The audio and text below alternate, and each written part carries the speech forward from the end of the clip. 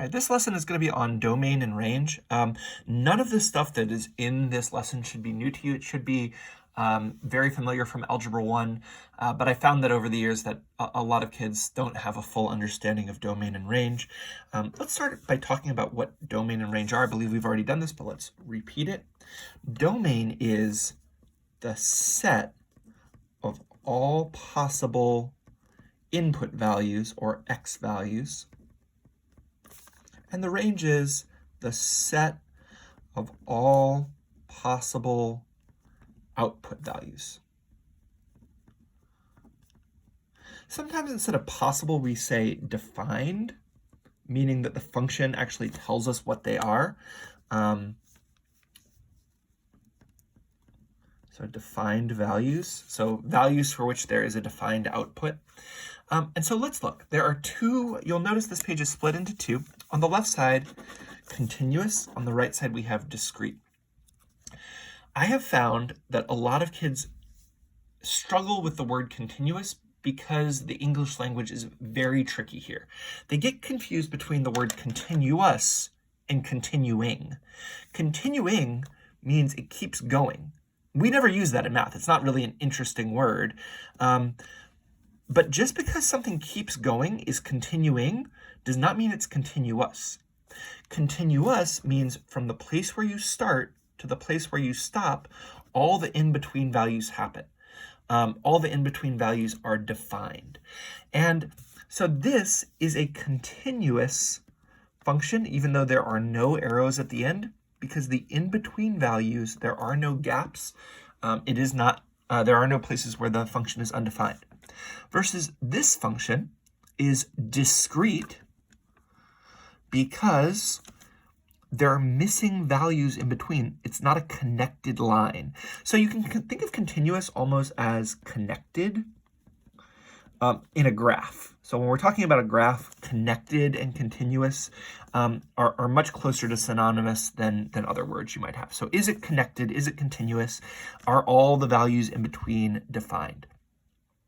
Now let's talk about how to write it. We've talked about two ways to write domains and ranges that are continuous. One is set notation, and I'm going to write that here. Let's talk about the domain first. So the domain for this are all the possible x values. And this function doesn't have any x values that are to the left of -2. There is no point at -4 anything. There is no defined value.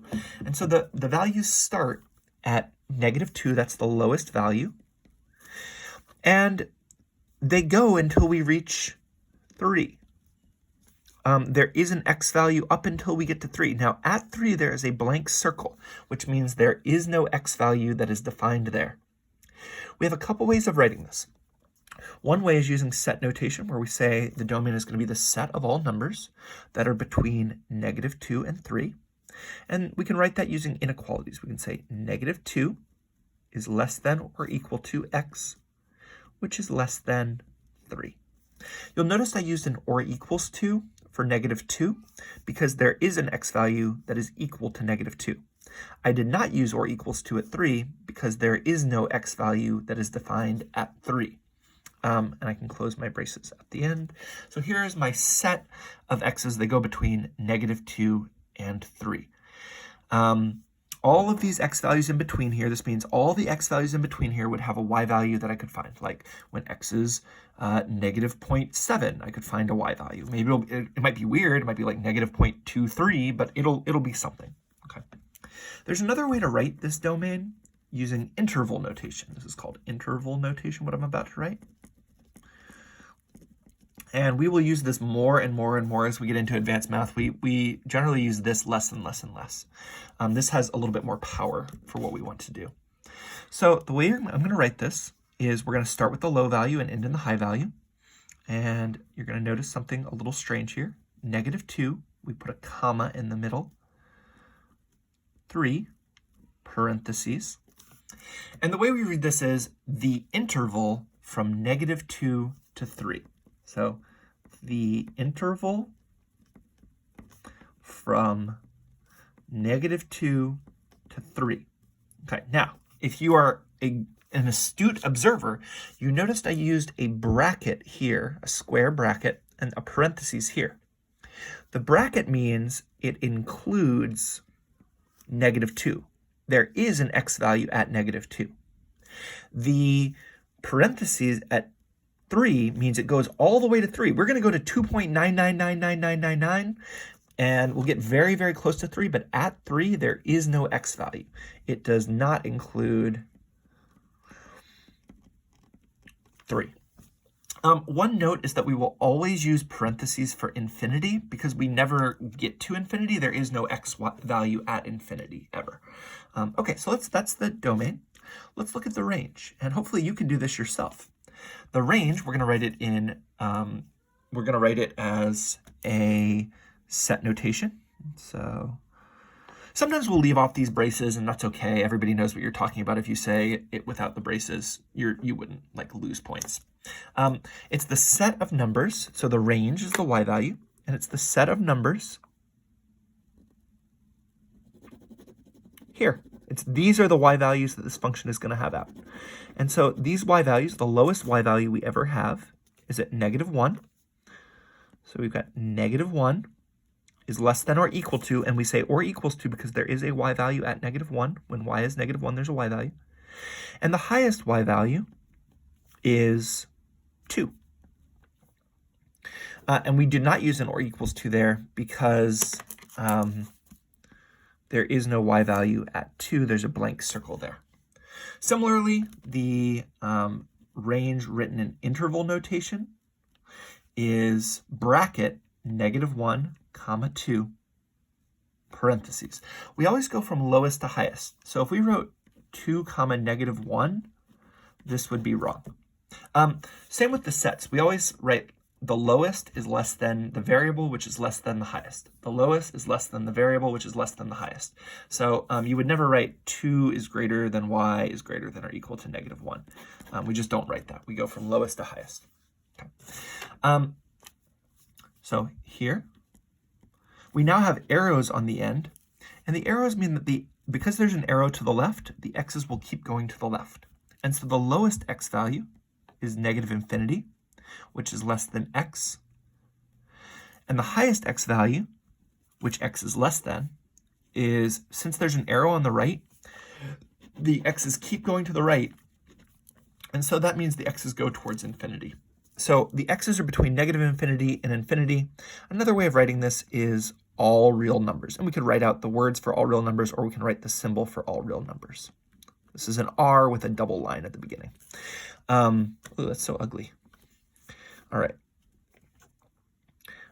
We can also write this in interval notation.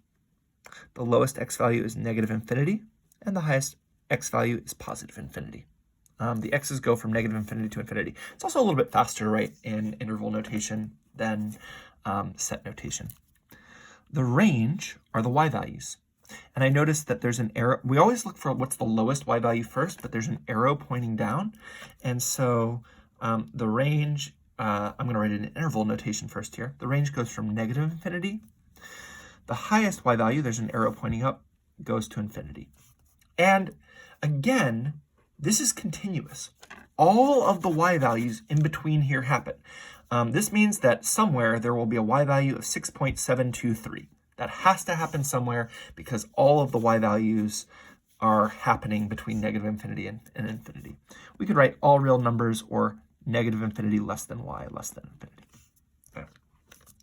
Let's compare this to a discrete situation. This is a very similar graph, except that it's not connected. This is not continuous, it is discrete. And so I want to make sure it's clear why it is that if I wrote -2 less than or equal to x less than or equal to, I think in the other one I had 3, but whatever. This is wrong. This says all of the x values have defined values between -2 and 2, but it isn't true. At x equals 0.5, there is no y value. It's not defined.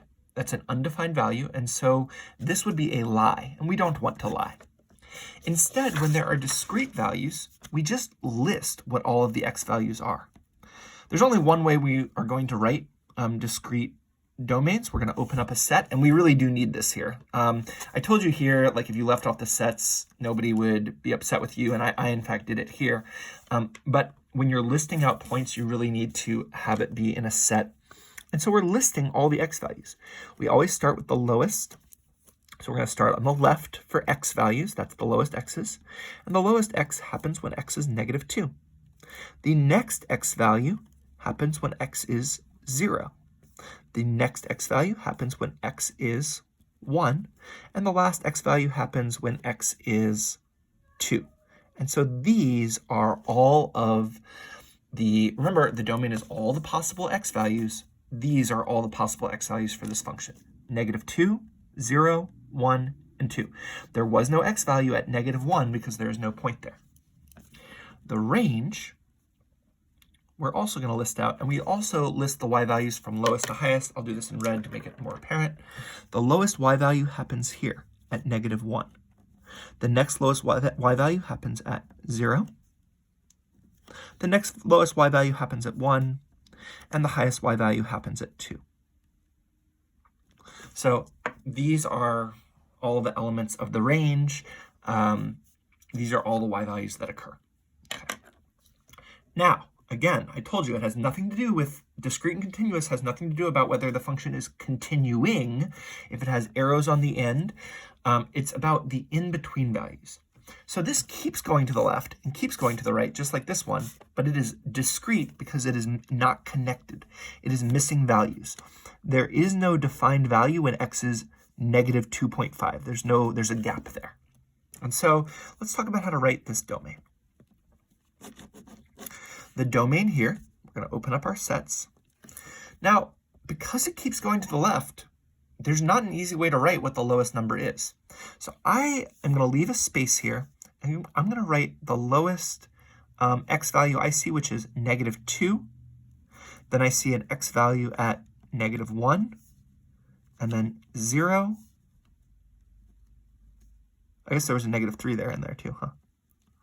-3, -2, -1, 0, 1, and 2. But that is not all of the values because there's this arrow, which means the pattern will continue. So what I can do is I can put a dot, dot, dot at the beginning, and that says that it'll just keep going backwards. There's an arrow at the end, so I need a dot, dot, dot there also. The x values will keep going up by 1 each time. There will be an x value at 2 and 3 and 4 and 5. The difference between this and this -∞ to infinity is that the -∞ to infinity means all of the values in between, whereas this is only the whole numbers. It's skipping over, this only has the integers. It's skipping over like 1.7 or 2.5 because those were the ones that were in the graph. The range is the same way. The lowest y value is going to keep following this pattern. We can just put dot, dot, dot at the beginning. -2, -1, 0, 1, 2, dot, dot, dot. The y values will keep going up and up and up, but it will not be all real numbers because it doesn't have all the real numbers. No decimals are included. Okay. Let's look at one last thing. Here we've got a domain that is the same as this guy. I'm not even going to rewrite it. There's an x value at -1, -2, -3, 0, 1, 2, 3, and there's arrows on the end, so this pattern will continue. The range, the reason I wanted to focus on it is because I noticed that there are more than one y value. When I write the range, I start with the lowest y value, and the lowest y value is right here at 0. The next highest y value is at 1, and it occurs twice, but I only write it once because I'm saying what are the values that are possible. 1 is a possible value. We don't need to say 1 twice. We just say, hey, one of the possible values is 1. Another possible value is 4. The next possible value would be 9, but you can't tell this on this graph, and you can put dot, dot, dot, and say, look, there's an assumed x squared here pattern. All right, so that's how we write discrete domains and ranges. Let's look at some examples of what's discrete versus continuous in the math we'll be using this year. If we have an equation, unless there is other information that is given, we assume it's continuous. You're not, okay, so you can put in like 1 for x and 2 for x and 3 for x. but you can put in all of the in-between values you'd like. If you would like, you can put in x is 0.5. And when you put in x is 0.5, you'll get out that y is 1.75. I think, I don't know, maybe I messed it up. I don't think I did though. All of the in-between values for x makes sense. And so unless otherwise defined, there's nothing stopping us from putting in the in-between values to an equation. And so this will be a continuous domain and range. In general, domains will be all real numbers unless there's something stopping it from being all real numbers. Ranges are a little bit more tricky. We have to realize that this is a parabola that got shifted up by 1, and I don't necessarily expect you to be able to do this yet, but just to show you, this is what the graph kind of looks like. And so the range is all the y values that are greater than or equal to 1, or the ranges go from 1 to infinity. More important than whether you can like see this based on the equation right now is that you recognize that these are a continuous range because all of the y values that are bigger than 1 will happen. There will be some x value for which the y is 1.07. Let's compare that over here to this table. Unless there is something else that is given, this table only has 4 defined values. The domain is discrete because we don't have any defined value for what's going on between 1 and 2. And so the domain, we can just list it from smallest to lowest. And the domain is 1, 2, 3, 4. The range, notice that the range has decimal values, but it does not have all the in-between decimal values. Just because it has 5.5 doesn't mean it has 5.1. And so there are only 4 individual values that work here, 5, 5.5, 6, and 6.5, and that's it. Those are all of the values. I went from lowest to highest and listed them out. Those are the only defined values for this. It's the only values in the range. Let's jump back over here. Here's another table, but this is going to be continuous. And the reason it's continuous is because of this additional information they gave us here.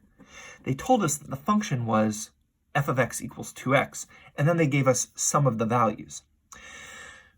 Here, these were the only values we were given. Here, we were given an equation that goes with it, and so that even though they only told us 3 of the values in the table, we know how to produce the rest of the values. We know we could add on values like when x is 3, y is 6, because the y value is 2 times the x value. I could even add in like 100.3, and the y value would be 200.6, because the y is 2 times the x. That's what this rule says. And so if you have a rule that goes with it, you can have a continuous domain and range. In this case, the domain, you can put in all real numbers for x. There's nothing stopping us from getting out getting inputs. And we should know that linear functions will make a straight line, and so the range will also be all real numbers, although we had to do like a little bit of work there to picture what was happening here. Here the range was all real numbers because this linear function will go down to the left and up to the right. Here the range was not all real numbers because we need to recognize that this is a quadratic, and so a parabola will not have a range of all real numbers because it has a minimum value. This is another type of function called a mapping, and we can see that the domain is all of the possible x values, and the only possible x values that are defined here are 1, 2, and 3, and the only range values that are defined, the only y values, output values that are defined are 5 and 92, although that 92 is a little bit messy. If you had a hard time reading it, I apologize. This corresponds to an input of 1 and an output of 5. I can write that as a point. An input of 2 and an output of 92, and an input of 3 and an output of 5. So we've got some inputs and outputs. Notice that the output value of 5 was repeated. It happens twice, but we only write it once. Okay, the hardest thing in my mind is situations, and this requires, there's no memorization here, it's just thinking about things and thinking about what makes sense. So let's look at 2 very similar situations. Avocados cost $3 per pound, and the function c of w, that's how we read this, c of w, models the cost c for w pounds. This other situation, extra large avocados cost $2 each. C of a models the cost c for a avocados. These seem to be very similar situations, But in terms of the math we use, there's a very large difference. And it's not about this $2 versus the $3. From Algebra 1, we should be able to tell that this equation is y equals 3x. Or in this case, I guess we should say the cost equals 3 times the weight. So 3 times the weight, because we have these variables, let you use them. Okay. These are generic variables. These are specific variables. And if we can, we should use the specific variables for the problem. So you might think C equals 3W has a domain and range of all real numbers, and that's reasonable because when we have an equation, unless there's additional information, it has a domain and range of all real numbers. However, we need to think about what makes sense because we have been given this additional situation that we need to make sure our model actually works for.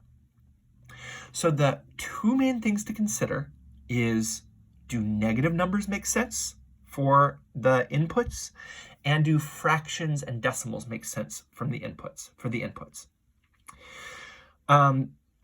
Do negative numbers make sense? Can you buy negative pounds of avocados?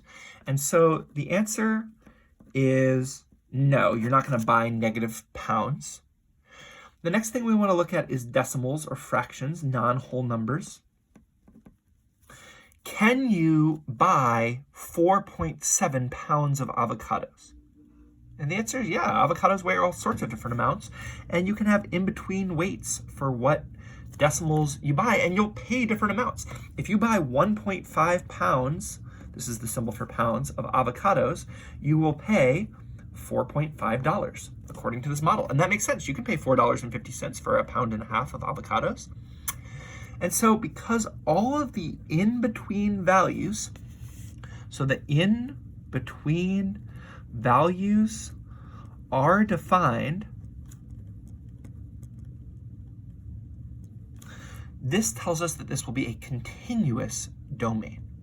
So we want to start with what is the lowest domain value, and because we can't have negatives, the lowest number of avocados we can buy here is 0. So we can buy 0, so I'm going to use a bracket here, or I could say 0 is less than or equal to, this is the domain. The lowest number of avocados I can buy is 0. Is there a highest number of avocados I can buy? I mean, maybe, but like we don't know what it is. Maybe it's 100 pounds, maybe it's 1,000 pounds, maybe there's some like avocado warehouse where you can buy 1,000,000 pounds. And if we're not sure what the highest amount is, a lot of times we'll just say the numbers of avocados you buy can go between 0 and infinity. Notice we will use a parentheses for the infinity because we won't ever have an input value of infinity, but we can have an input value of 0, so we use the or equals to there. This would be the weights. Another way to write this is just all the weights must be greater than or equal to 0. So these are 3 ways we can write the domain here, and they are continuous. Notice that this is saying all the numbers between 0 and infinity. So you can have a weight of 6.3 pounds, and it would be fine. The range is what are all the different prices you might end up paying. And it's helpful to look at what the domain was here. Since the lowest amount you can pay, so the lowest amount of pounds you can buy is 0, the lowest amount you'll be able to pay is 3 times 0, which is 0. And so the range will also start at 0. You could pay $0 if you, this is dollars, this is weight. We could pay $0 if we bought no avocados. And the price will just keep going up and up and up the more we buy. And so this too goes to infinity, okay? And we could say the cost is greater than or equal to 0. This is the range. Let's compare this to this very similar situation over here.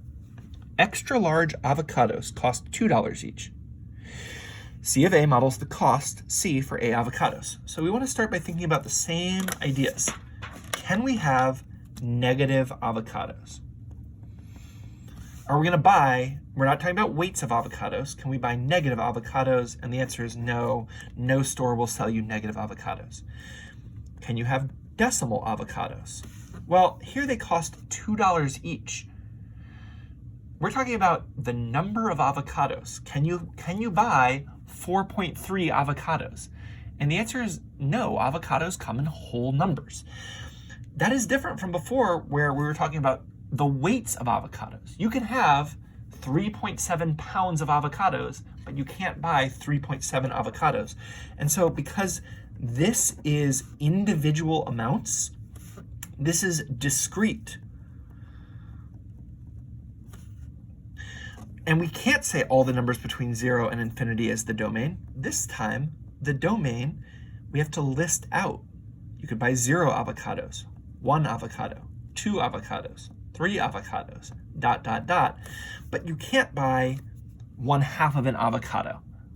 If you go to H-E-B, they will not sell you 2.3 avocados. The range here, what are the different amounts you can pay? Well, if you buy 0 avocados, you will pay $0. If you buy 1 avocado, you will pay $2. If you buy 2 avocados, you will pay $4. 3 avocados will be $6. These are the only possible amounts you can pay. You will never pay $5 because you cannot buy 2.5 avocados. And so in these situations, we really need to think about what makes sense. Try a couple on your own. I've told you that this is continuous. You want to think about, why is this continuous? We can come up with an equation for it. Hopefully you can come up with an equation yourself. In this case, it's y equals 5x. He's running 5 miles per hour, so however many hours he runs, 5 times that will be how many miles he ran. The domain will be, I'm only going to write it in interval notation. He can't run negative hours, so 0 is the lowest number of hours he can write, and he can run really any number above that.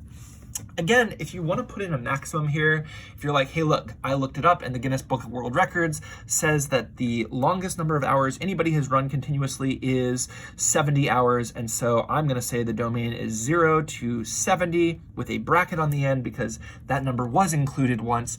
This is fine. It just needs some explanation. Like, where is this maximum coming from? And like, that's an awesome answer. Like, if you looked up online and found what is the maximum amount of time in the Guinness Book of World Records that anybody has ever run, and you put that in as your maximum value, like, I'm very impressed by your math. Great for you. But it requires some additional work. And so it's okay if we don't know what the maximum would be to kind of put infinity, okay? The range is gonna be 0 to infinity, because if you run for 0 hours, you'll run for 0 miles. And if you keep running, you'll keep running more and more miles. If you did something like this, the range would go between 0 and 350, because if you ran for 70 hours at 5 miles per hour, you would run 350 miles. And so these need to be linked in some way. Notice that this means you could run 42.6 miles. It's fine to run 42.6 miles. That does make sense. You could run for 2.7 hours. It's okay to run parts of an hour. It's not like, oh, I ran for over an hour, now I have to run at least 2 hours. No, you can stop. It's okay to stop. Compare that to this other situation. I put this in the discrete category. Each semester, Sabrina earns 7 credits towards graduation. So if S is the number of semesters, the number of credits she'll have will be 7 times the number of semesters that have happened, okay?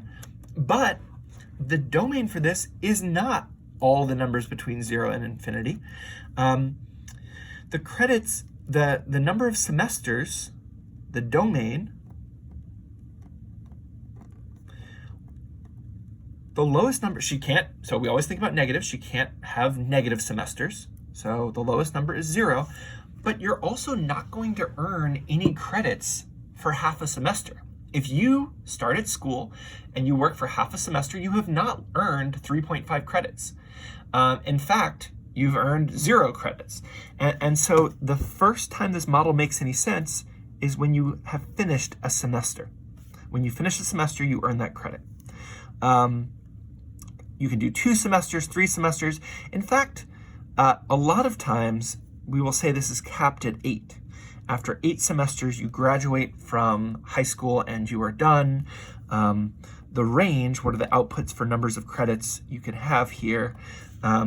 If you work for 0 semesters, you will have 0 credits. If you work for 1 semester, you will have 7 credits. 2 semesters, you'll have 14 credits. You will never have an in-between value for Sabrina. Sabrina will never have 3 credits because she's earning 7 every semester. This is not how things work at Lanier, by the way, or Navarro, sorry. At Navarro, you get most kids are getting somewhere between 2 and 4 credits each semester. Some kids, if you fail all your classes, get 0 credits each semester. So there are some schools where the credits work slightly differently, and that would be what was going on here. All right, the last thing we're going to look at is sort of a tricky situation. Here, there are 20 COVID patients. Every week, the number doubles. Okay. I've put this kind of in the middle because sometimes it's unclear whether something should be discrete and continuous, and we want to make an argument for which way it is. So I am going to say, so this is patience as a function of weeks, okay? Patience as a function of time. And the independent variable, how much time has passed, is the domain. And the domain is going to be continuous. Because we might be interested in how many patients were there after 3.5 weeks. I'm going to make a quick table here. And tables do not have all the values, they just have some of the values. So this is the time in weeks.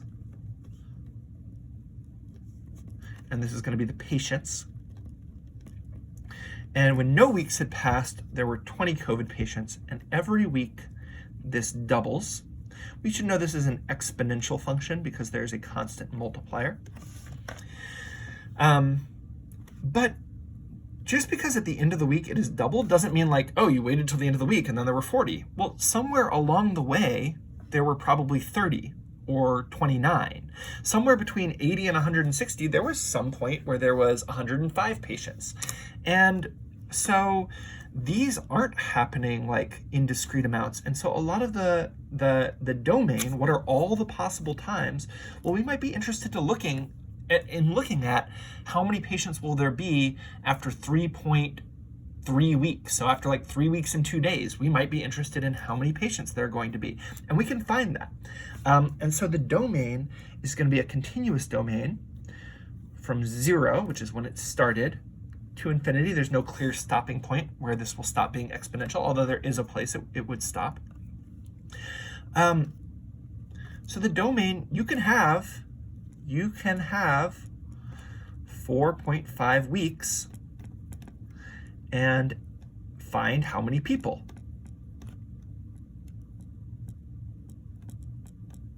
Have COVID then, right? You guys may not know how to do it yet, but I know how to do it. And when we learn about exponential functions a little bit more, we'll be able to find exactly how many people there would be after 4.5 weeks in this model. On the other hand, when we think about the number of people, okay, they're not going to be any negative people. In fact, the lowest number of people was 20.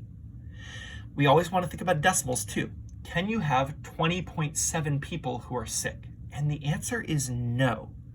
I see 2 wrong answers that people do here sometimes. Sometimes people say the range is all the numbers between 20 and infinity. And this is wrong because you will never have 23.7 people with COVID because people come in discrete quantities. There are only whole numbers of people who have COVID. And so this is wrong. Sometimes I see people try to write this as a discrete range, and they will say braces, which is good for discrete, and they'll say 20, 40, 80, 160, ... And this is also wrong. This is not all of the possible different numbers of people who will have COVID. These were the numbers that showed up in the table, but there were other possibilities. At some point, there were 21 people who had COVID. At some point, there were 22 people who had COVID and 23 people who had COVID. And we could actually find out exactly when by using some math that you guys don't maybe know yet. Compare that to here where it skipped from 0 to 7 because she doesn't earn any of her credits until the end of the semester. So she goes straight from having 0 credits to having 7. There will not be any time where Sabrina had 5 credits because when she finished the semester, she just had 7 credits. And before she finished the semester, she had 0 credits. So discrete is about like skipping over values. Here we skipped from 0 to 7 to 14. Here we skipped from 20 to 21 to 22. And I say skipped because we never had 20.3 people with COVID.